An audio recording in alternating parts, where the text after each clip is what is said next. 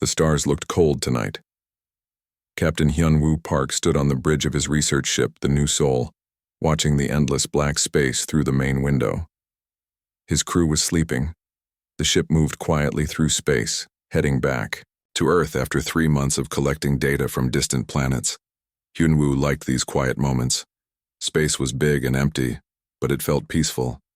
His ship was small compared to the huge military vessels that protected Earth's colonies. The New Seoul was built for science, not war. It carried telescopes and computers, not weapons and soldiers. A soft beep came from the communication station. Hyun-woo walked over and pressed a button. Static filled the air. He adjusted the controls, trying to make the signal clearer. Slowly, a voice came through the noise. "This is... anyone listening, please." The voice was scared and tired. It spoke in a language Hyun-woo did not know, but his computer quickly translated the words into Korean. "This is Administrator Veltara of the Althari colony on Kepler 442b. We are under attack. Our defenses have fallen. The Kethmori ships are bombing our cities. Our people are hiding underground, but we cannot hold out much longer." Hyun-woo felt his heart beat faster. He knew about the Kethmori. They were a powerful empire that conquered other planets and made slaves of the people who lived there. The galaxy was afraid of them. The voice continued. "We sent many calls for help over the past 3 months. No one came. The big governments said they could not fight the Kethmori. They said it would cause too much trouble. We understand. We are just a small colony. We mine metals and grow food. We are not important." Veltara's voice became quieter, more sad. "I am recording this message because I think these will be our last words. Our children are crying in the caves. Our old people remember when this planet was peaceful. Now the sky burns with enemy fire." Hyun-woo checked his computer. Kepler 442b was 12 hours away at maximum speed. He had heard stories about the Althari. They were a gentle people who loved art and music. They had never fought a war. They built beautiful cities that worked with nature instead of destroying it.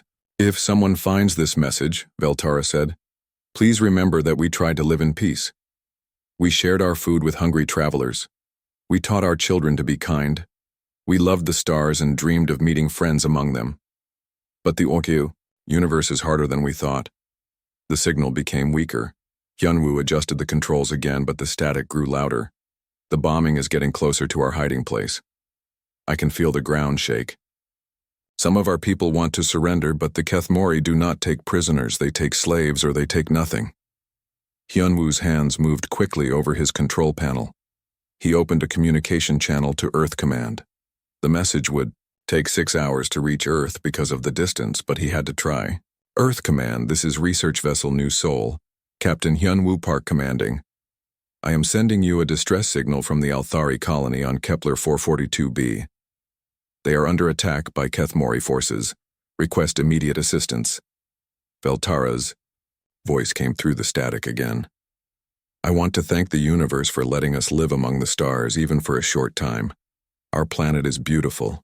The sunsets are purple and gold. The rivers sing as they flow down the mountains.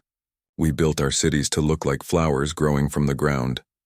Hyun-woo could hear explosions in the background of the transmission. Veltara's voice shook, but she kept talking.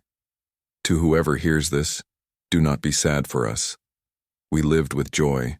We laughed with our children. We danced under 3 moons. We created art that showed the beauty we saw in everything. If this is the end, we are grateful for the time we had." The captain of the New Seoul felt angry. The Althari sounded like good people. They deserved to live in peace. Why did the strong always hurt the weak? Why did no one help when help was needed? Our scientists studied the stars and found many wonderful things. We discovered new kinds of plants that could grow in harsh places. We wrote songs about the wind patterns on gas giant planets. We painted pictures of nebulas that looked like great flowers blooming in space. Static filled the channel for a long moment. Then Veltara's voice returned, weaker than before. "The children ask me when the rescue ships will come. I tell them, soon, but I know I am lying. No one knows we exist. No one cares about a small mining colony on the edge of nowhere. We are too far from the trade routes, too small to matter in galactic politics. Hyun-woo made a decision. He changed course toward Kepler 442b. His ship was not built for rescue missions, but he could not listen to this message and do nothing. Even if he could only save a few people, it would be something. I am going to stop recording soon, Veltara said. The enemy is very close now. I can hear their boots in the tunnels above us. But I want to say one more thing.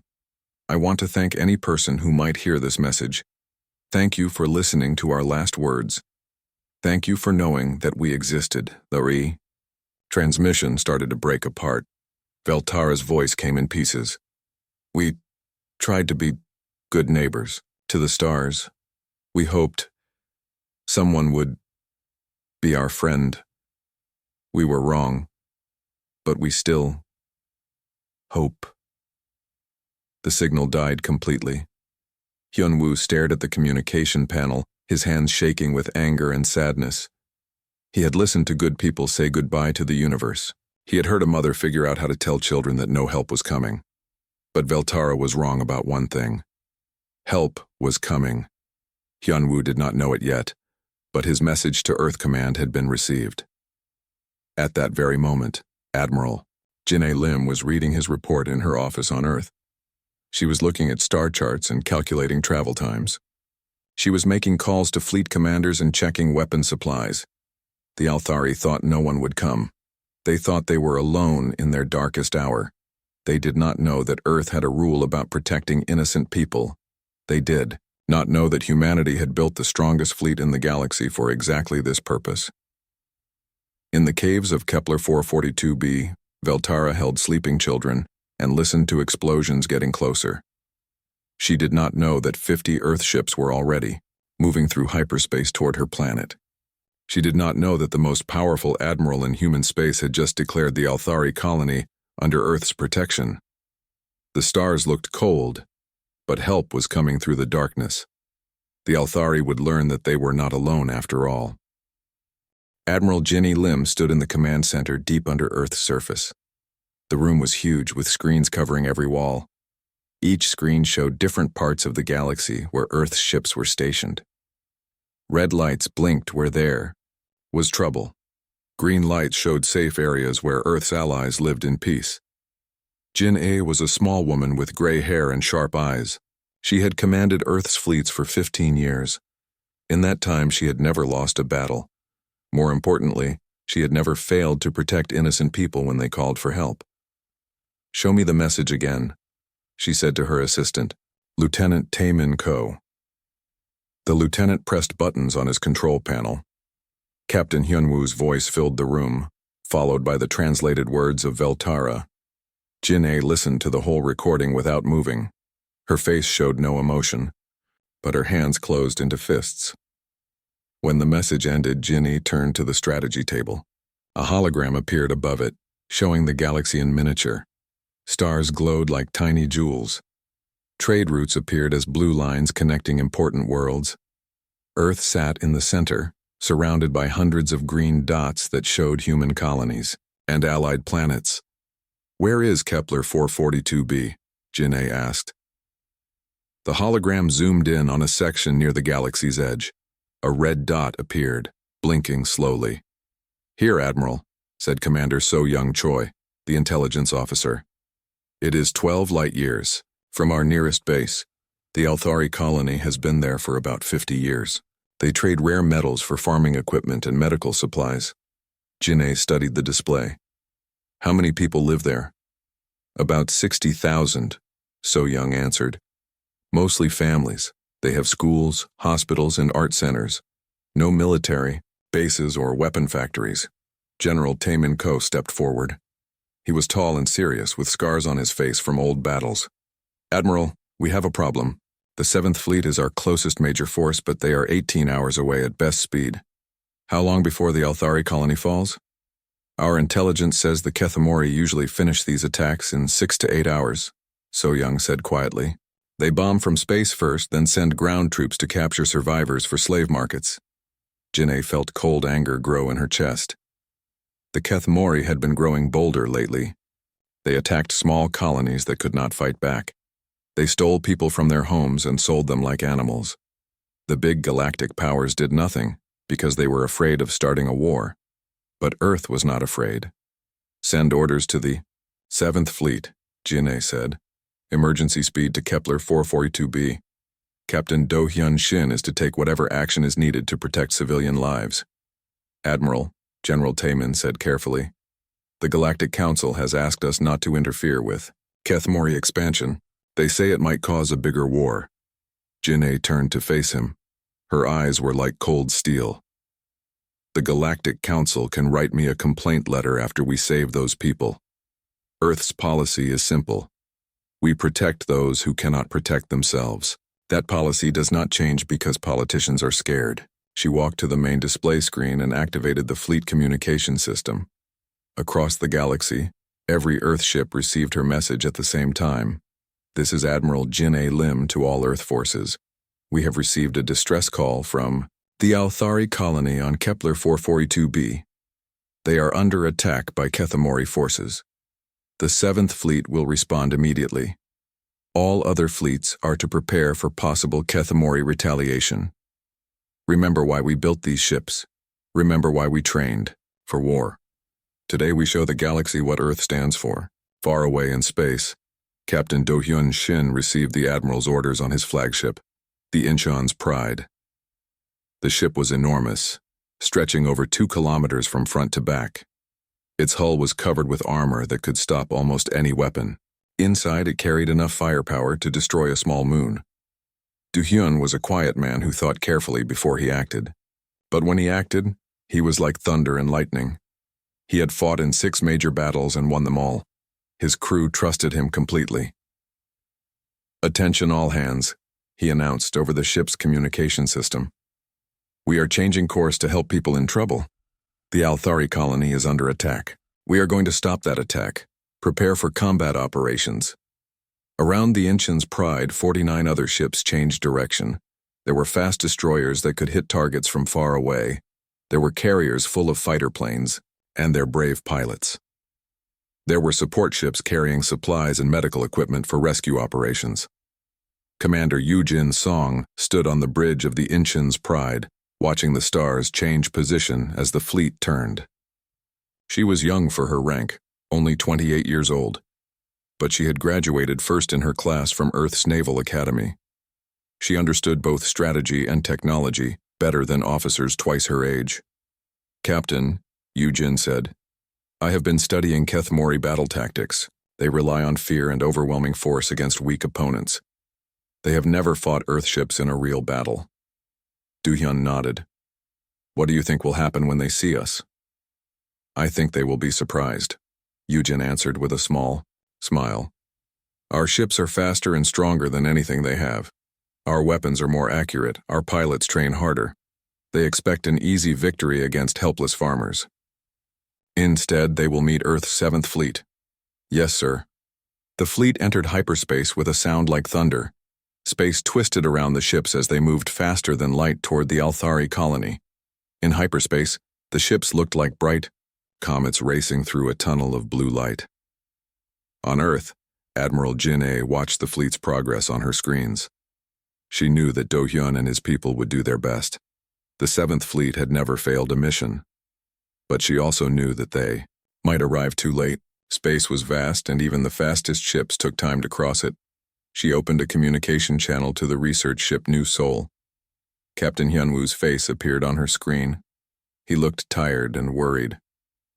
"Captain Park," she said, "thank you for forwarding that distress call. You may have saved many lives today. Admiral, I am still 6 hours away from the colony. My ship is not built for combat, but if there is anything I can do, keep monitoring their communications. If any Althari escape the planet, guide them to safety. Every life matters."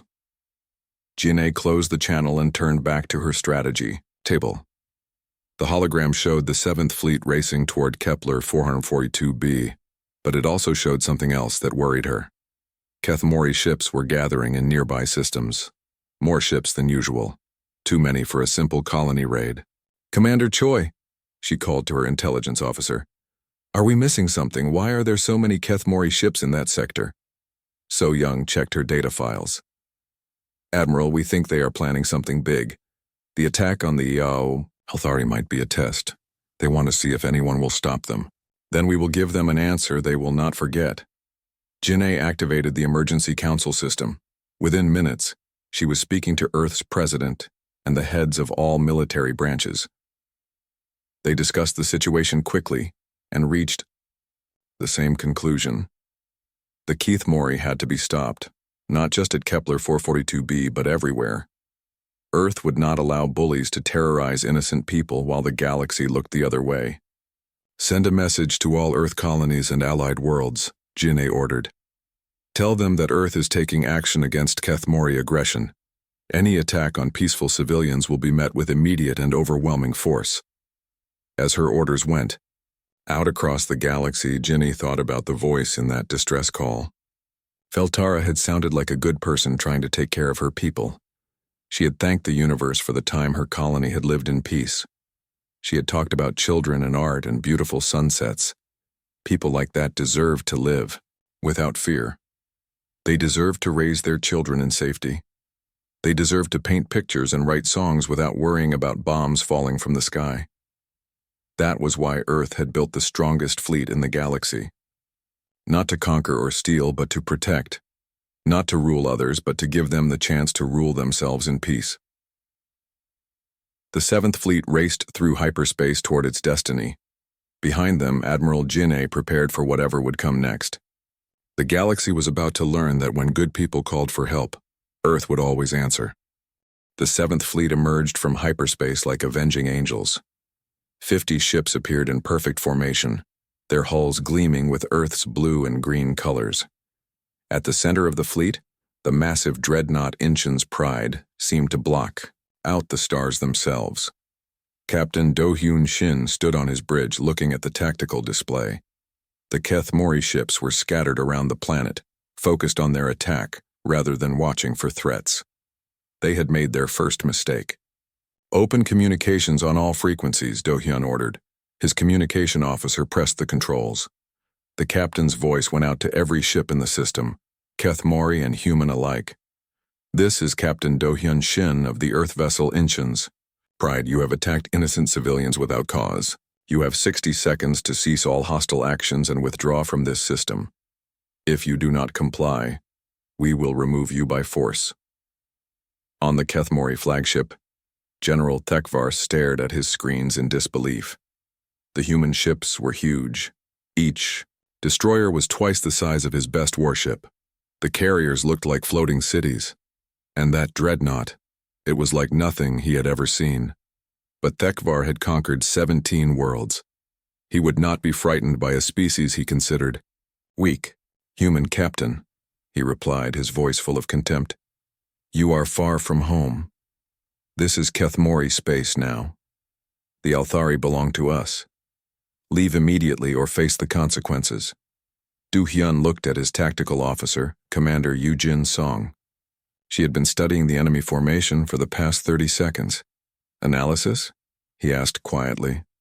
12 Keith Mori ships total, Yoo-Jin reported. 3 heavy cruisers, 6 destroyers, 3 support vessels. Their weapons are plasma-based, short to medium range. Their armor is adequate but not exceptional. They have positioned themselves for bombardment, not ship-to-ship combat. Estimated time to defeat them? Yoo-Jin allowed herself a small smile. 8 minutes, sir. Maybe 10 if they try to run. Do-Hyun nodded.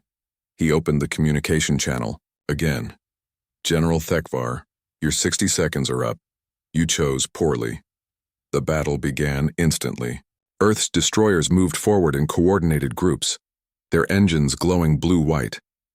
Keith Mori ships turned to face them, firing plasma bolts that lit up space like deadly fireworks. The plasma bolts struck Earth's shields and scattered harmlessly. The human ships did not even slow down. Return fire, Do-Hyun ordered calmly. The Inchen's Pride spoke with the voice of thunder. Its main guns fired beams of pure energy that crossed the distance between ships in the blink of an eye. The first beam struck a Keith Mori destroyer dead center. The enemy ship's armor melted like ice in summer. Secondary explosions tore the vessel apart. Commander Eugen watched her tactical display as Earth's fighters launched from the carriers. 200 small ships spread out like a swarm of angry bees. Each fighter was piloted by a human whose reflexes had been enhanced with neural implants. They could think and react faster than any biological brain alone. Fighter wings Alpha through Delta. Target the enemy cruisers, Eugen commanded. Epsilon and Zeta wings. Protect our destroyers from enemy fighters. But there were no enemy fighters. The Kethmori had not expected a real battle. Their ships carried only ground attack craft designed to bomb helpless cities. Tekvar watched in horror as his fleet was torn apart. His ship's weapons could barely scratch the human vessels. But every shot from Earth's fleet destroyed or crippled a Kethmori ship.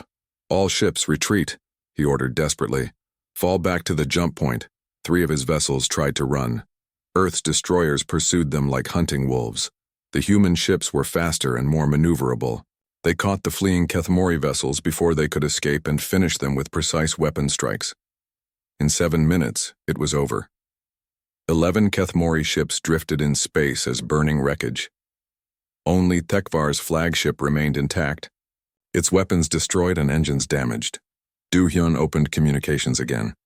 General Tekvar, surrender immediately. Your fleet is destroyed. Your troops on the planet will lay down their weapons and return to your ship. Tekvar's reply was filled with rage and fear. This is not over, human. The Kethmori Empire will send 1,000 ships to avenge this defeat. Then we will destroy 1,000 ships, Do-hyun said simply. The choice is yours. Down on the planet's surface, the Kethmori soldiers in the caves had heard the battle through their radios. Their confident voices had become frightened whispers. Their general was defeated. Their fleet was gone. The soldier pointing his weapon at Veltara received new orders through his helmet communicator. His hand shook as he lowered his weapon. All ground forces, return to the ships immediately, came the desperate voice of a Kethmori officer. Evacuation Protocol 7. Emergency withdrawal. The soldiers ran from the cave without looking back. They left their equipment behind in their hurry to escape. Within minutes, the sound of their heavy footsteps faded away completely. Veltara could hardly believe what was happening. She looked at her people, still huddled in the darkness. Children stopped crying. Adults whispered prayers of thanks to their ancestors. Kor then activated his small radio and searched through the frequencies. Suddenly, a new voice came through the static. It spoke in accented but understandable Althari. Attention, Althari survivors. This is Major Hai-Wan Park of the Earth Defense Force. We are sending rescue teams to your location. Please identify yourselves and stay calm. You are safe now. Veltara grabbed the radio with shaking hands. This is Administrator Veltara. We have 200 people in the cave systems beneath Mount Carthon. Many are injured. We have children. Understood, Administrator. We are sending medical teams and supplies. Our ships will be landing near your position in 15 minutes. Look for vessels with blue and green markings. Veltara began to cry. Not tears of sadness, but tears of relief and joy. Her people were safe. Someone had come after all. In space above the planet, the first wave of Earth's rescue ships prepared to land. These were not warships but medical vessels and transport craft. They carried doctors, engineers, food, and everything needed to help the survivors. Major Hai-Wan Park stood in the cargo bay of her dropship, checking her equipment one last time. She was Captain Hyunwoo's younger sister, and she shared his sense of duty to help others. But where he explored the galaxy with instruments and computers, she helped people with medicine and strong hands. Listen up, she told her team. These people have been through hell. They thought they were going to die today. Be gentle with them, be patient. Show them that Earth keeps its promises. The dropships descended through the smoky atmosphere. Below them, the beautiful Althari cities lay in ruins, but in the caves and hidden places, 60,000 people waited for rescue. As the first Earth ship touched down near the cave entrance, Veltara led her people toward the surface. They had not seen sunlight for 3 days. When they emerged, from the underground darkness, they found human soldiers waiting with medical supplies and warm blankets. Major Hai-Wan approached Veltara carefully. The Althari administrator was tall and thin with pale blue skin and large dark eyes. She looked exhausted but determined. Administrator Veltara? Haywan asked gently. Yes. I am Major Park. We are here to help. You are safe now. Veltara stared at the human woman for a long moment. Then she fell to her knees and began to sob. All the fear and desperation of the past 3 days poured out of her. Haywan knelt beside her and placed a gentle hand on her shoulder. It is over, she said softly. No one will hurt your people again. Earth protects those who cannot protect themselves. That is our promise to the galaxy. Around them, human medics worked with quiet efficiency. They treated the wounded Althari with the same care they would give their own families. Engineers began setting up temporary shelters. Communication specialists worked to contact other survivor groups scattered across the planet. In space, Captain Do-hyun watched the rescue operation on his view screen. Commander Yu-jin stood beside him, reading reports from the surface teams. Sir, she said, we have located most of the Althari survivors. Casualties are lower than expected. Their decision to hide in the cave system saved many lives. And the Keth Mori? General Tekvar's ship limped away to hyperspace.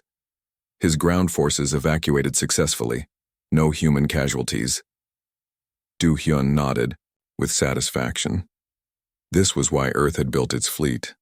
Not to conquer other worlds, but to protect them. Not to start wars, but to end them quickly when they threatened innocent people. He opened a communication channel to Admiral Jin-I Lim on Earth. Her face appeared on his screen, showing relief and pride.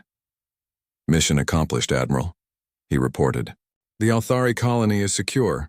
Keth Mori forces have been defeated and driven from the system. Outstanding work, Captain. The galaxy needs to see that attacking peaceful civilians has consequences. You have given them that message loud and clear. Do-hyun looked out at the planet below, where human and Althari worked together to heal the wounds of war. Admiral, I think we have also given them a different message. We have shown them what it means when someone actually comes to help. Jinne smiled. Indeed we have, Captain. Indeed we have. Veltara pressed her back against the cold stone wall of the cave. Around her, 200 Althari huddled in the darkness. Children cried softly while their parents tried to comfort them. Old people sat quietly, their eyes full of memories of better days. The cave had been beautiful once. The walls were covered with paintings that her people had made over many years.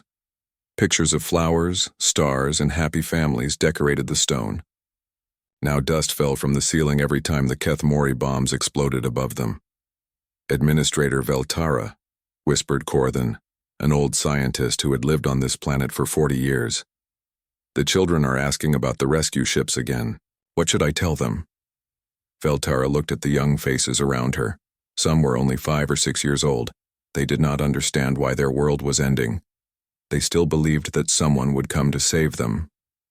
Tell them, she began, then stopped. How could she explain that the galaxy did not care about small colonies? How could she tell children that no help was coming? Tell them that we love them, she said finally. Tell them that we will stay together no matter what happens. Korthan nodded sadly. He had spent his life studying the stars and learning about other worlds. He knew how big the galaxy was. He knew how many powerful governments existed among the stars, but none of them had answered the Althari calls for help. Above them, the bombing continued. Each explosion shook dirt loose from the cave ceiling. The sound was like thunder that never stopped. Veltara could smell smoke coming down through cracks in the rock. Why do they hate us? Asked a young mother named Dalvera. She held her baby close to her chest. We never hurt anyone. We shared our food with travelers. We helped ships that needed repairs. They do not hate us, Veltara answered. Hate requires emotion. To them, we are just things to be used or removed. They want our planet for the metals. Under the ground, our lives do not matter to them. An explosion much closer than the others made everyone jump. Dust rained down like snow. Some of the painted flowers on the walls cracked and broke, Kor then moved closer to Veltara. "I have been listening to their radio signals," he whispered. "The Kethmori ground troops will reach these caves soon. Maybe an hour, maybe less." Veltara felt her heart sink. She had hoped they could hide longer. She had hoped for a miracle that she knew would not come. "Do we have any weapons?" asked Dalvera. "Some mining tools," Veltara said. "A few hunting rifles for protection against wild animals. Nothing that could stop trained soldiers." She thought about the detonation device hidden in her pocket. It was connected to the mining explosives they used to dig for metals. If the Kethmori found them, she could activate it. Better to die quickly than to be taken as slaves. But the children, she looked at their innocent faces. Could she make that choice for them? High above the planet, General Thekvar stood on the bridge of his flagship, the Bone Crusher. He was tall and thin, with pale skin and red eyes. Scars covered his arms from battles with other species who had tried to resist his empire. Thekvar loved conquest. He loved the moment when proud civilizations realized they were defeated. He loved watching hope die in his enemies' eyes. This attack on the Althari was almost too easy to be fun. "Report," he commanded his bridge officer. "Sir, our orbital bombardment has destroyed 90% of the surface cities. Ground forces have located the main cave systems where survivors are hiding. They request permission to begin the harvest."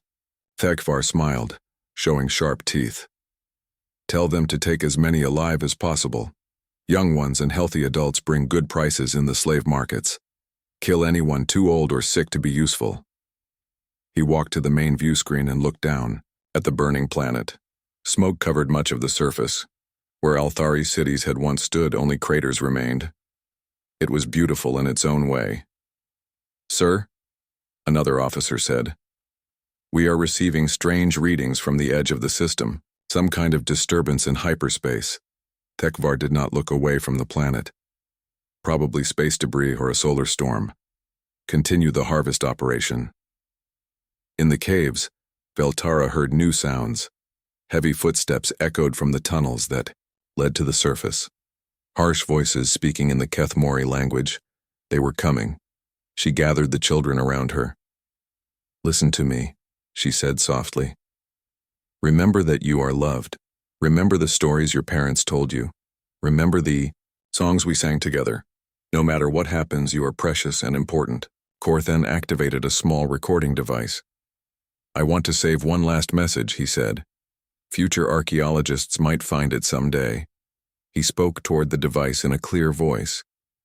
"This is Korthan of the Althari colony on Kepler 442b. We are about to be captured or killed by the Kethmori Empire.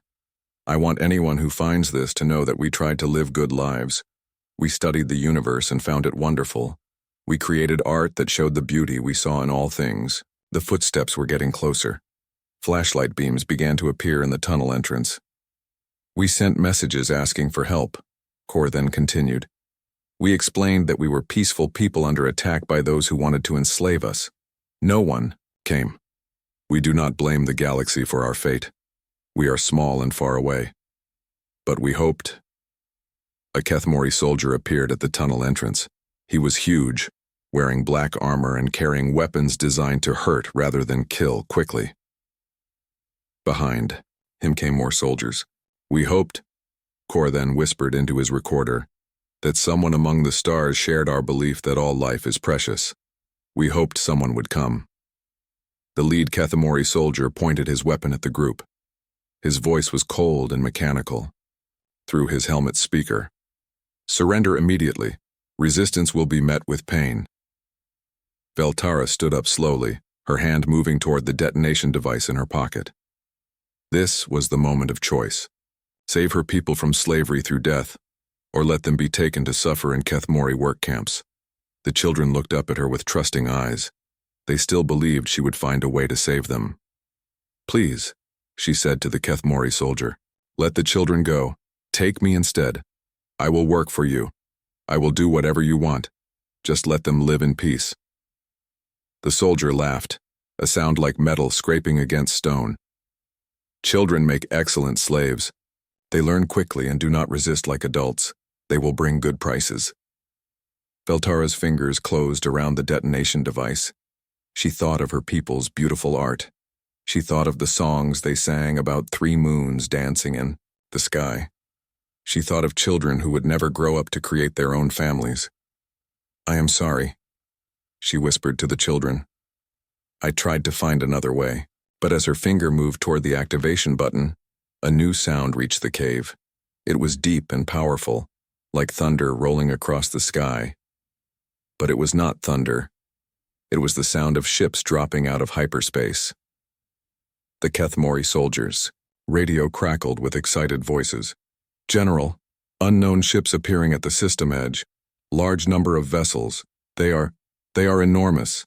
Thekvar's voice came over the radio, no longer calm. "What kind of ships? What species?" "Sir, they are broadcasting identification signals. They claim to be from Earth." In the cave, Veltara heard the radio conversation.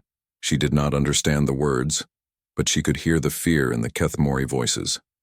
Something had surprised them. Something had changed.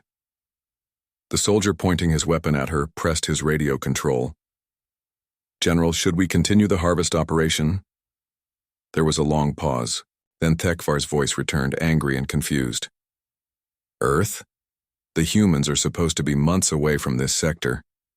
How did they continue the operation? A few human ships cannot stop the entire Kethmori Empire." But Veltara could see doubt in the soldier's red eyes. Whatever was happening above their planet, it was not part of the Kethmori plan. High above, sensors on the bone crusher began counting the approaching ships. 10 vessels, 20, 30, 40, 50 ships, each one larger and more heavily armed than anything in the Kethmori fleet. For the first time in his military career, General Thekvar felt something he had never experienced before. He felt fear. In the cave, Veltara heard her children stop crying. They were listening to the new sounds from the sky. Sounds that meant something different was happening. Something that might give them hope. Someone had come after all. 1 month later, Veltara stood on the hill where her city had once been. But instead of ruins and ash, she saw something wonderful. Human engineers and Althari workers had built a new settlement that looked like art come to life. The buildings curved and flowed like flowers, just as the old ones had. But these were stronger, protected by shield generators that would stop any attack from space. Children played in gardens where craters had been, their laughter mixed with the sound of wind chimes that sang in 3-part harmony. The new city was more beautiful than the old one, because it had been built by 2 species working together. Administrator Veltara called a familiar voice. Behind her, she turned to see Major Haywan Park walking up the hill. The human officer had stayed on the planet to help coordinate the rebuilding effort. Over the past month, she had become like a sister to Veltara. "Just Veltara, please," she said with a smile. "The council elected new leaders yesterday. I am going back to my old job as an artist." Haywan laughed. "What will you paint first?" Veltara gestured toward the new city. "I want to paint this moment. Althari and humans working together. Children playing where bombs once fell. Life growing from the ashes of war." They walked down the hill together, passing construction sites where Earth's engineers taught Althari workers how to use new building techniques. The humans had brought amazing technology, but they used it to help rather than to control. In the city center, a great memorial was being built. It would honor the Althari who had died in the attack, but also the humans who had come to help. At the top would be a statue showing 2 hands reaching across the stars to touch each other. "Haywan," Veltara said quietly, "why did Earth come for us? We are not important. We have no great resources or strategic value. Your fleet could have ignored our call for help." The human major stopped walking and looked at her friend seriously. "Do you think importance comes from what you own or where you live?" I do not understand. You and your people create beautiful art. You sing songs that make others happy. You take care of your children and teach them to be kind. That is what makes you important. Earth protects that kind of importance." Far away on Earth, Admiral Jin A. Lim sat in her office reading reports from across the galaxy.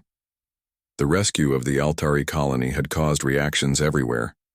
Some species were grateful that someone finally stood up to the Kethmori Empire. Others worried that Earth was becoming too powerful.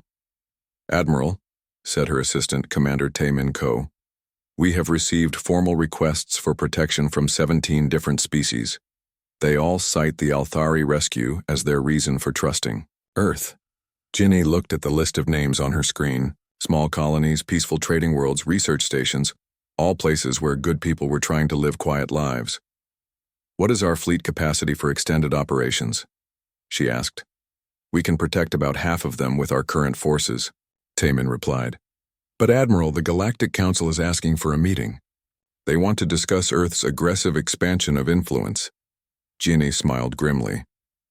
The same council that had told Earth not to interfere with Kethmori attacks was now worried that Earth was too willing to help others. "Schedule the meeting," she said. "It is time the galaxy understood Earth's position clearly." 3 days later, Admiral Jin A stood before the Galactic Council in their great hall on the neutral world of Concordia. Representatives from hundreds of species sat in curved rows that rose toward the ceiling like the inside of a giant shell. Each species had different shapes and colors, but they all watched Jin-A with the same mixture of curiosity and concern. The Rior, council leader, an ancient being called the High Arbiter, spoke first. "Admiral Lim, the council recognizes Earth's military strength, but we are concerned about your recent actions. The attack on Kethmori forces near Kepler 442b was undertaken without council approval."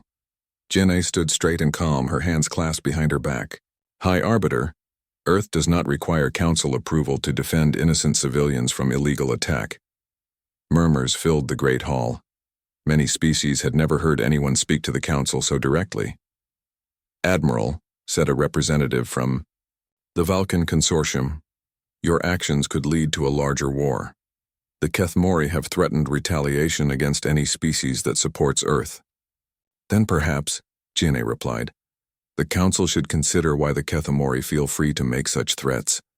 For too long, this galaxy has allowed bullies to terrorize the weak while good people look the other way." She activated a holographic display that showed star maps and population data. "In the past year, the Kethmori Empire has attacked 43 peaceful worlds. They have enslaved over 2 million sentient beings. They have destroyed civilizations that took centuries to build. And what has this council done?" The hall fell silent. "Nothing," Jin-A continued.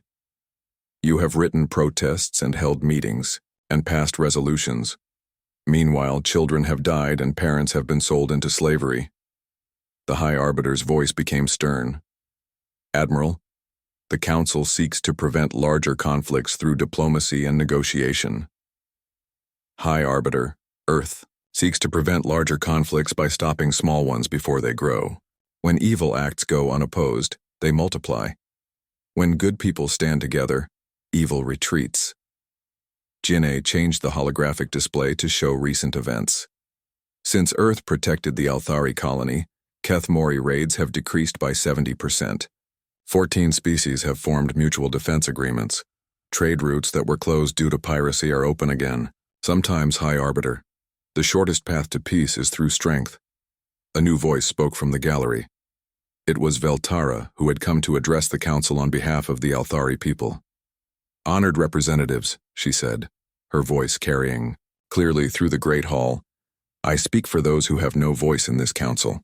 When my people faced extinction, we sent calls for help to every government in this galaxy. Only one answered. Only Earth came."